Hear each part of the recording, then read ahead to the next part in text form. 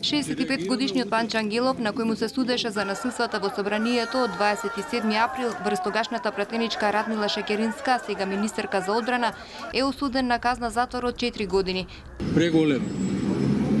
Преголема, ептен преголема за делото што го направи.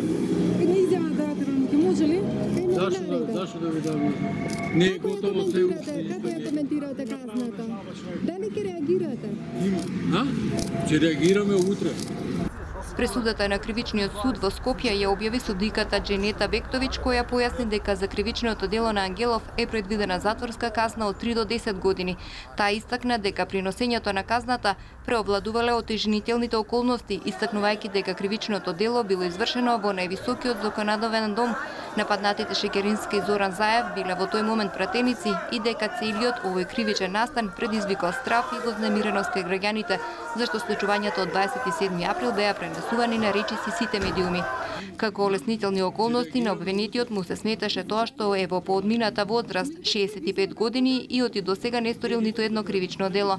Судиката нагласи дека со одредената казна ќе се постигне целта на казнувањето, односно обвинетиот во иднина нема да се осмели да стори слично кривично дело, а оваа казна превентивно ќе влијае врз останатиот дел од јавноста.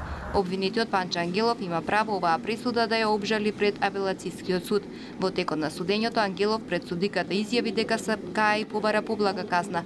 Тој се извини на Шекеринска и јавноста со објаснување дека приемот имно настапил за насилствата во законодавниот дом кога беа повредени десетина пратеници од опозицијата, но и стотина граѓани. Досега на 9 од напаѓачите им се судеше. Тие го признаа делото и добија условни казни.